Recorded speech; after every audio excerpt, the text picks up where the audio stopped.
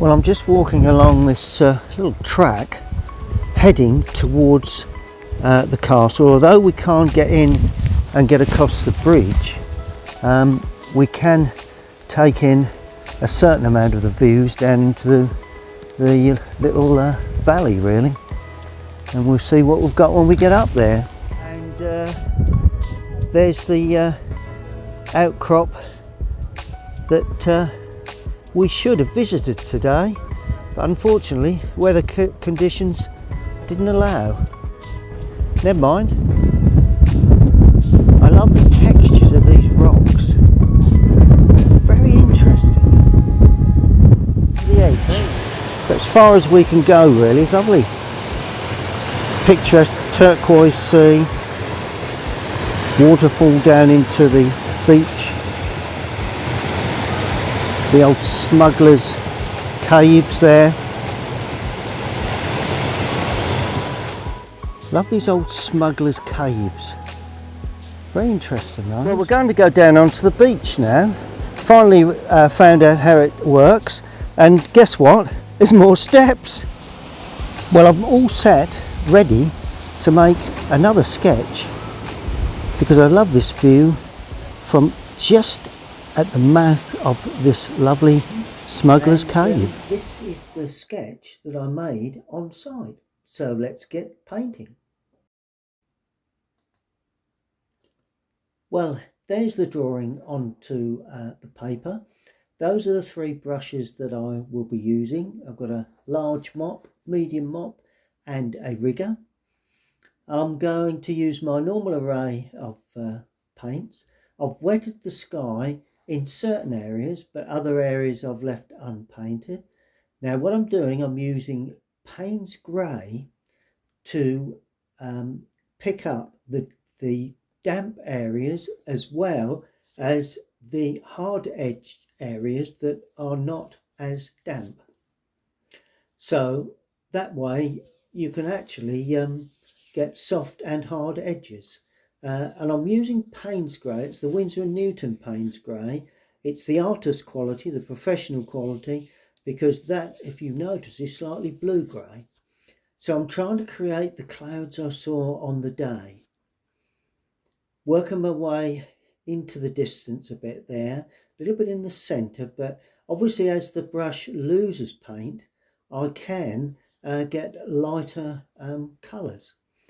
Because it's all about density of paint really on the brush.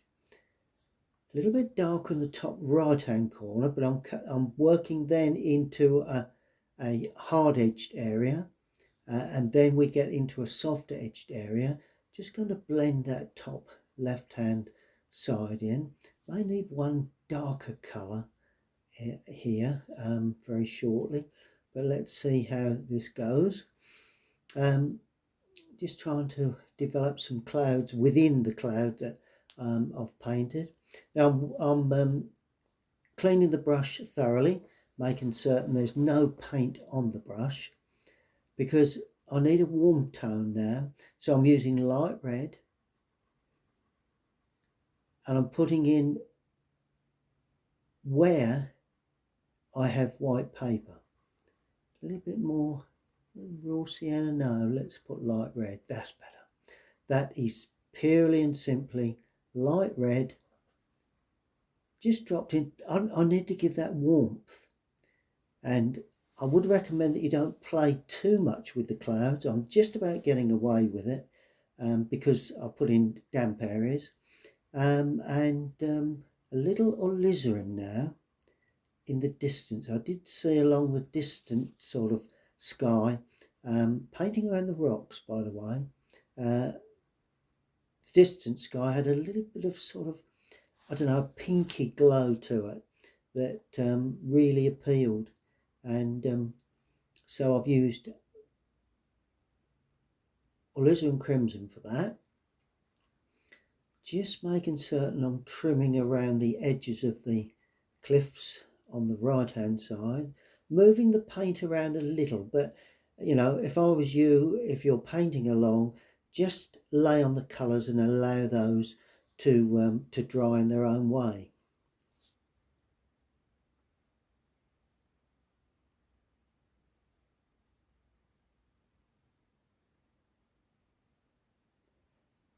Now I'm going in with a darker tone of Payne's grey, because I can actually see where I've got light areas, where I've got dark areas, and where the paper is still damp, because this is the key to these types of paintings, making certain that you know where your dry areas are and where the damp areas are. Now, playing with it can ruin it if you're not fully aware of what the paint will do on the paper. But I recommend you experiment, because that's the only way I've been able to achieve this technique, is by experimenting with damp areas, dry areas, varying depth of tone and colour on the brush, really. Cleaning the brush again, and there you go. That is the sky at this stage. Now I'm using a little bit more Payne's grey now, because I want to pick up the really dark. There's a real dark area there, and I really do need to give it a punch. I just want to give this sky one last punch. And this is an area that it all can go pear-shaped, but with experience, hopefully we can get a end result. See, it's still damp. That's the key to it. Really dark now. Just dropping in underneath, just creating clouds within clouds. Lovely exercise if you like to experiment. Now, can you see how I've got a dry patch in the top right hand corner? So that's created a hard edge.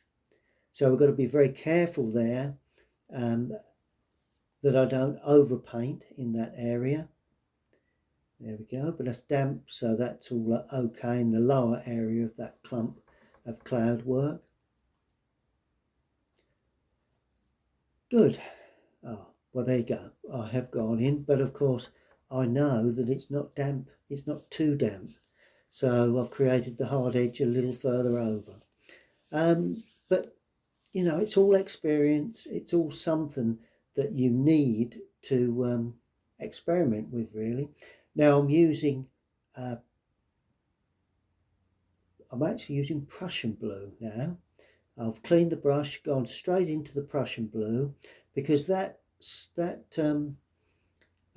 water was sort of like the turquoise sort of blue.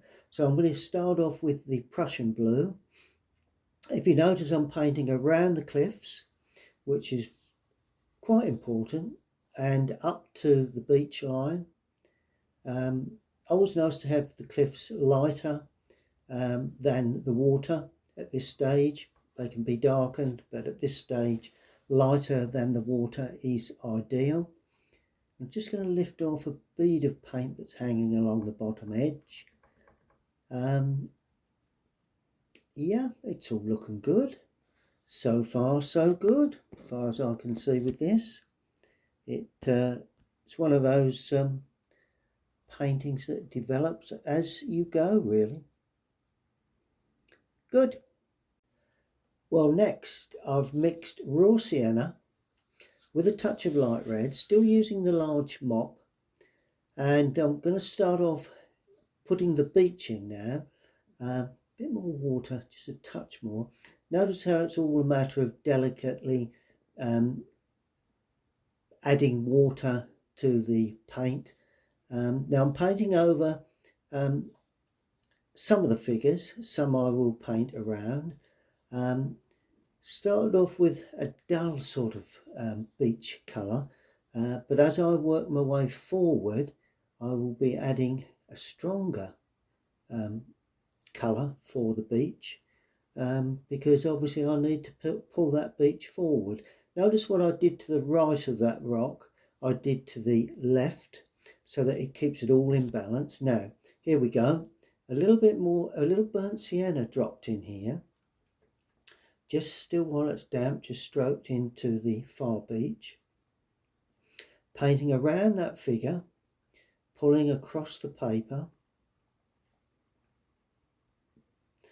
And as I come into the foreground, trying to get a bit of texture. probably, well, it's getting lighter. So what I'm going to do now is to put in a little bit stronger colour. There we go. Banging in the light red yet again to try and give that more uneven feel to the beach. A little bit of raw sienna, a little bit of movement to that foreground. You know, that beach is quite uneven. And that's how I want to depict it, really. So that is pretty much there. Brilliant. Well, there's the scene, as you can see, and this is the pencil sketch that I'm working to. That's the tones really that I'm working to.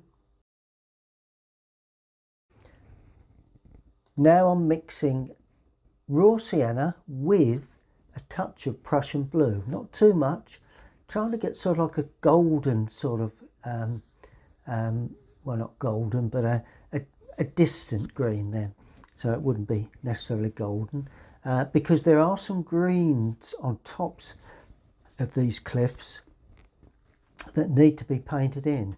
I've just got a little bit of softening because the sky is still slightly damp, so that's really going to enhance that, because that will create a soft edge there, and as I come down to the left hand side I'll end up with a hard edge. I've actually left a touch of white paper there too, just to allow a little bit of light to show on the edge of that cliff. Now I've added a little bit more yellow. Now this is where I'm getting more of a lemon, well, not lemon, but cadmium yellow sort of colour. So it's a bit more green. Now these rocky areas are not that easy to paint, but one of those sort of areas where if you concentrate and you work out your colours and your tones. Notice I've used cobalt blue there with a little light red, because I want to get the right type of grey for the cliffs, and really it's cobalt blue, light red and raw sienna. There we go, just testing the colour. I always do that before you go steaming in with it. That's good, yeah. So I'm introducing a soft edge there because it's still slightly damp. So, and that's good for the distance, you know, don't want too many hard edges right in the distance. Keep the distance nice and, well, sort of blurred really, not too much detail. Good. Touch of raw sienna added to that with a touch more blue. And I'm going to leave a little bit of edge here because I've just painted that. I don't want that to blend in at this stage. Now I've seen some rocks there. I'm trying to paint the angle they lay. A little bit there. Notice I'm leaving white paper in places. Always a little trick with cliffs really. Where the light is catching, if you leave white, then you get a lovely film of light just on the tip of those rocks. Now I'm just working out now which rock fits which part of the scene, so I'm having to paint around down into the water's edge, painting around the rock that stands in the middle distance, and it's all one colour at the moment, but that will change as I paint. A bit more blue, a bit more red going in, give me a slightly darker, warmer grey, and that's going into that area around that middle distant cliff rock. And now just before it dries I'm darkening up the lower area of the far distance, so I've still got a soft edge there between the dark, medium and then the green colour. It's does take a little bit of working out, just trying to analyse it all now, looking at the pencil sketch, of course. That is the key to the tonal values. Just trying to work out where the darks and where the lights will be using the point of this large brush. I wanted to do it with the large brush because you can actually see the advantage really of a large brush, because a large brush holds so much more water and paint. So, you know, when you paint, you don't run out of colour as quickly. And you can still pick up dense paint on the point of the brush. And get a darker colour. Just putting in one of the old smuggler's caves in. Just going to put that in as I go. It's all a matter of evaluating really and allowing certain areas to dry, painting back into other areas that are still damp. That way you get hard and soft edges. And always remember when you're painting rocks like this to allow the painting brush strokes to be at the angle that the actual rocks or cliffs actually lays.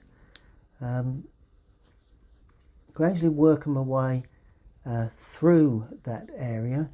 You know, I'm picking away fairly carefully because I don't want to produce marks that I don't need.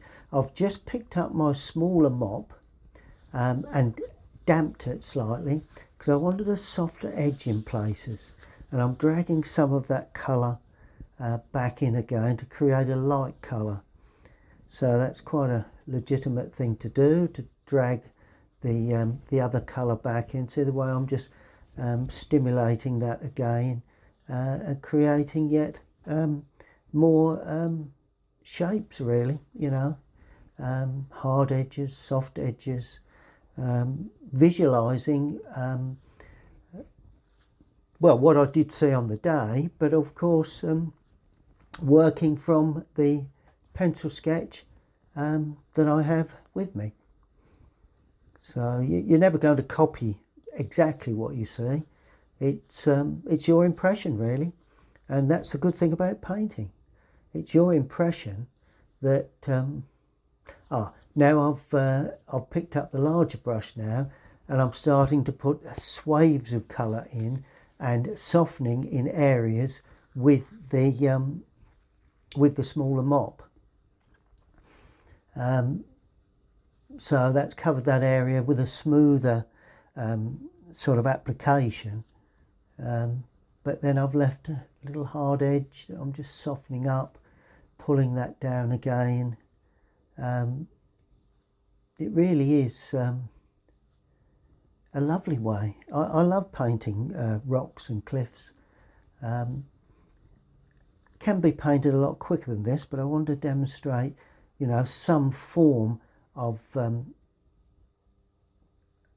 textured work, because it's nice to know, you know, sometimes you see an artist painting and you don't know how they actually achieved it, or that you see the painting they did.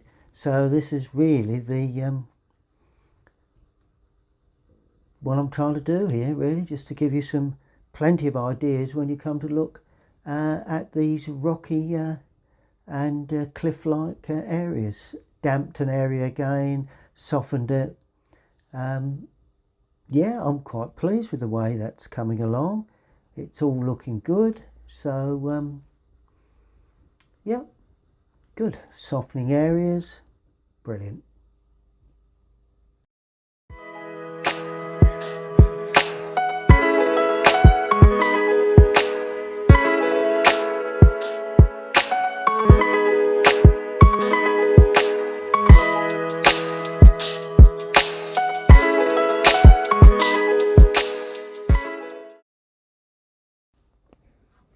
Well, I'm using the same colours really for the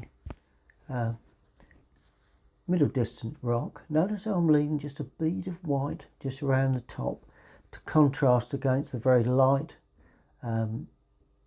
top of this rock against the darker in the background.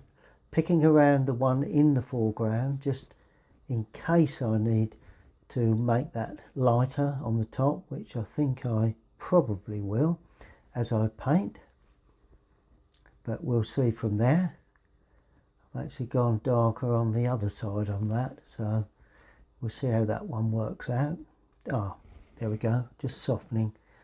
Yeah, that's it. Good. I'm analysing all of the time, obviously looking to see what I can soften and what I can make hard edged, and waiting to see whether I need to develop that in the future. But of course that all comes with experience. Now light red again, oh actually I've got Indian red there because I need a slightly dark, well considerably darker colour here. So I've used Indian red with the cobalt blue because that will give me a darker colour. It's a denser red than the light red. And there again, softening areas. Bit of softening above on that because it's a flatter sort of rock.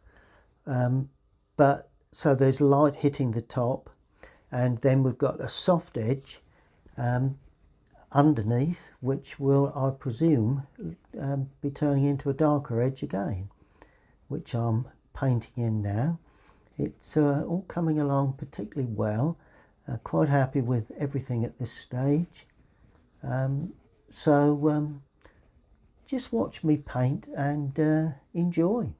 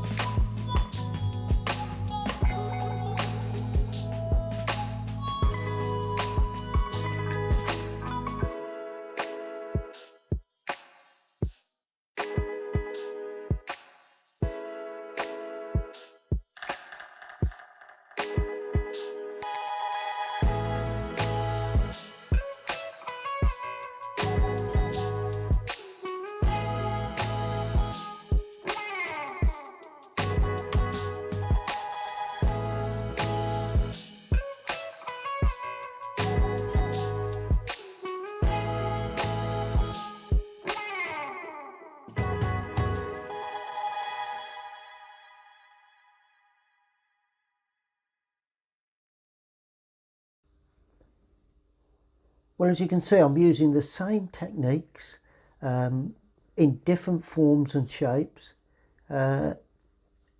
Same brushes, large brush first application, softening with the smaller mop, just a damp mop, just to give different forms and shapes really to the rocks. Using stronger colours now come forward. So in other words, I've used Indian red into the mix, but overall same techniques really. And I think overall seems to be coming along particularly well.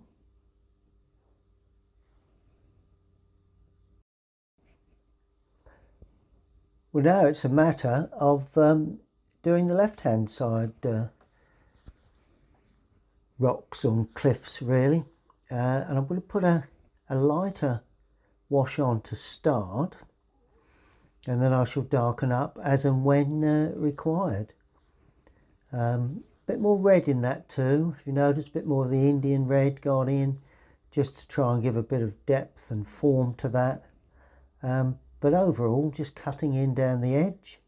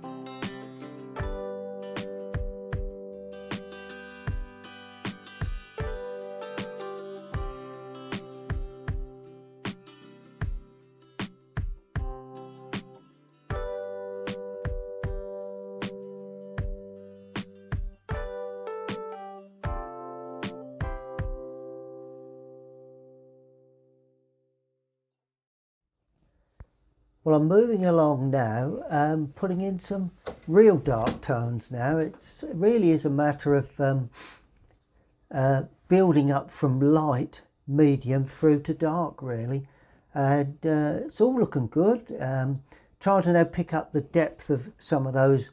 It's a couple of distant caves there. I'm now going to use the rigger because I think it's important that that when we start to look at the final stages of these rocks, that we start to get perhaps a little bit more detail, and I will also soften with that rigger as well, but obviously it will also be used for the real fine detail. And if you notice, I'll put in some really dark tones there, but they will dry much lighter. So don't be afraid to go in with dark tones because they will dry considerably lighter.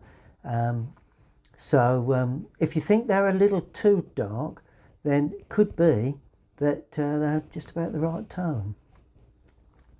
If you put them in the right tone straight away, could dry up a little on the weak side.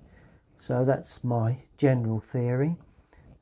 But overall, gradually building up. It's quite a long process, but I think it's important that when you learn to paint, that you try and stick with the artist and see right the way through. You know, it's so easy to show you different stages of the painting, but of course it's those little bits in the middle that really are important, that people generally want to see. So yeah, it's coming along very, very nicely. Just trying to put in one or two little touches now. Obviously there's the middle distant rock to go in, just analysing how dark or how light to put that in, but I've decided to come move over to the right hand side again just to finish off some smaller details. The good things about these brushes, that these mops that point, you can do fine detail as well as more broader washes. So you know, that has a real advantage really. You know, I'm just blending and moving the paint around to create that textured feel that sometimes, as I say, quite often when people watch the finished article or look at the finished painting, they don't quite understand how it's achieved. So hopefully by sitting through this quite a long video, that you actually benefit by seeing more or less the complete process of how the whole rocks and everything were put together.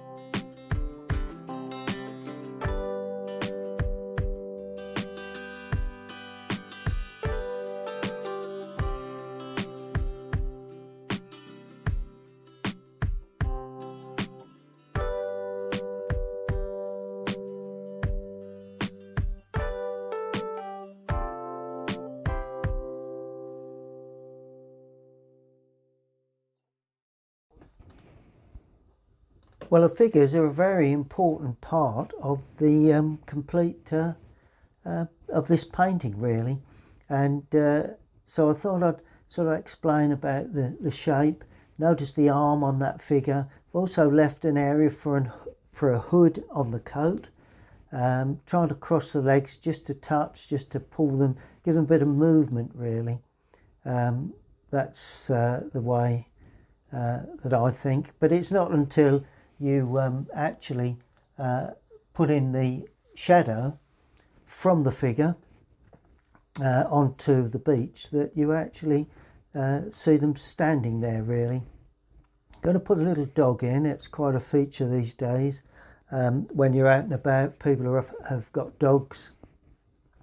So it's always something that is worth putting in.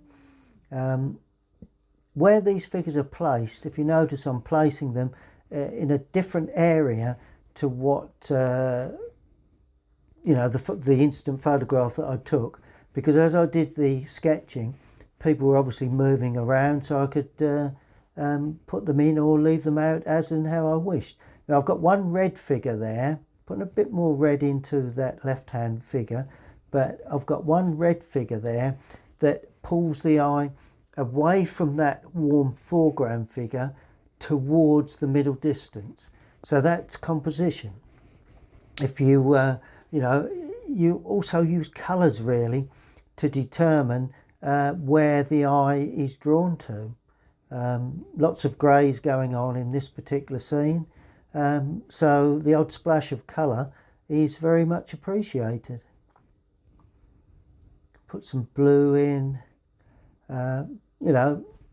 reds, blues, yellows, greens, they're all good colours to use within your figure work. Some will be brighter than others, some will be less toned. Putting that hood in now, still leaving a little rim just to show the difference between the hood and the coat. Putting the hair in, hats can be a useful feature. Just got to watch when you do hats that you don't make them too large. But overall, I'm quite happy with the way those figures are coming along.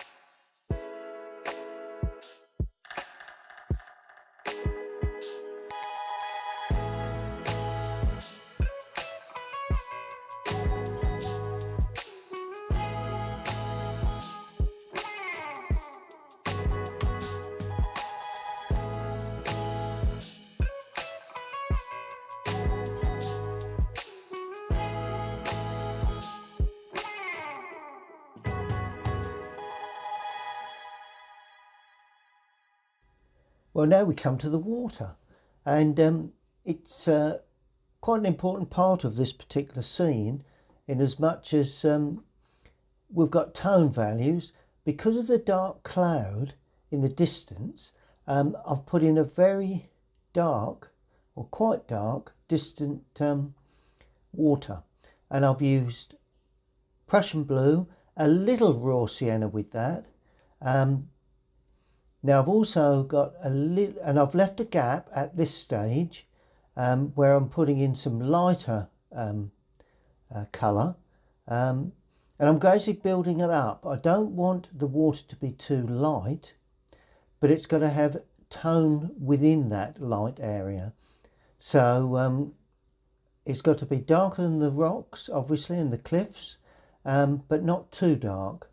So it's a delicate wash of colour, using a mix of brushes, the rigger to get the line along the horizon, and the medium wash to achieve the rest.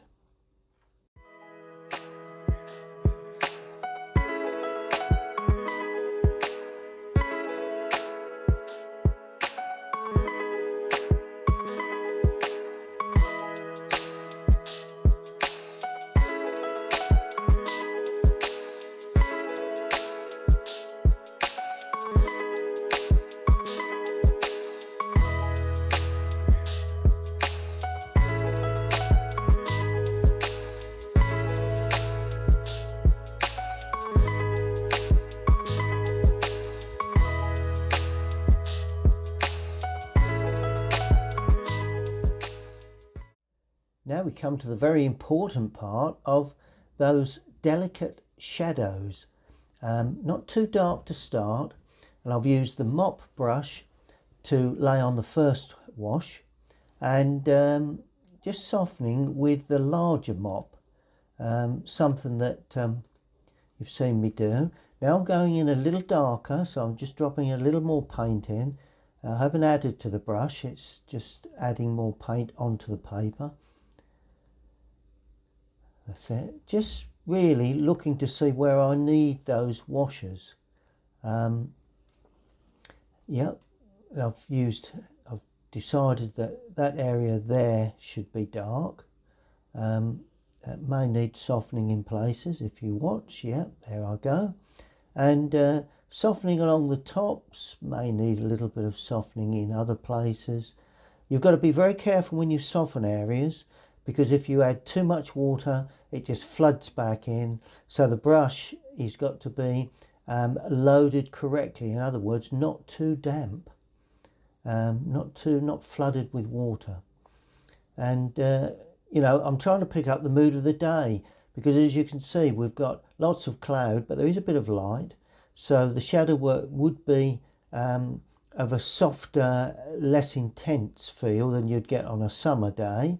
Well, it was summer, but unfortunately the sky didn't reflect the sort of late summer effect. But now we've come into the beach area. I've picked up some real strong colour, adding a little bit more Indian red. I like to have warm tones in my shadows in the foreground.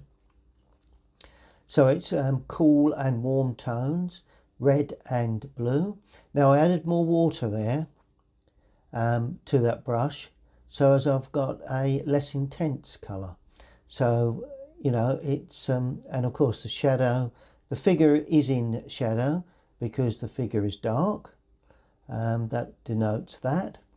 And now I'm just putting a little bit of weakest warm shadow over parts of the rock. Now, could be a bit of license here, by allowing some of the rock, although technically it could be in shadow, I've allowed it to be light to show up the dark rock behind. You know, it's it's not a difficult thing to do, but it's just creating mood, really, within those shadow areas, softening there again. You know, the thing is, when you soften areas, if you soften some areas, you need to soften others to make it look right. So you can't just soften everything. It's a delicate process, really, which with practice you can obviously learn. Now I've gone darker, slightly dark on the right hand side. In actual fact, I've used quite a dark sort of tone. A little bit of Payne's grey, I would imagine, gone in there, but you know, a little bit of yellowing. Now I'm scratching across the surface with the brush that's all of a sudden gone dry, and that gives me that textured beach feel that really helps the overall feel. Now it's just the shadows on the figures and one or two finishing touches, really.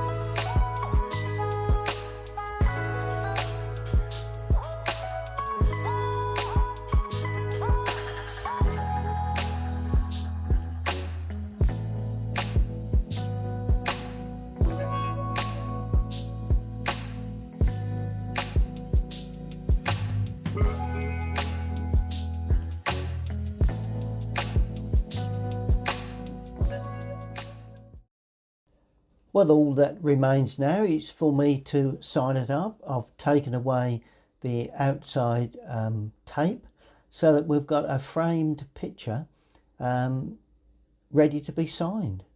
And I'm going to sign this in the bottom right hand corner to actually complete the overall picture.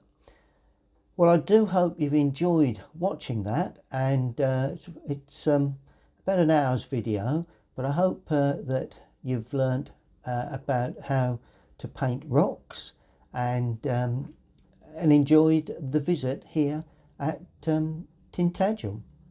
If you have, then please subscribe to my YouTube channel. Those are the three brushes that I use: the large mop, the medium mop and the rigger. And if you have enjoyed that, then please subscribe to my YouTube channel. Look forward to seeing you all again next time. Happy painting.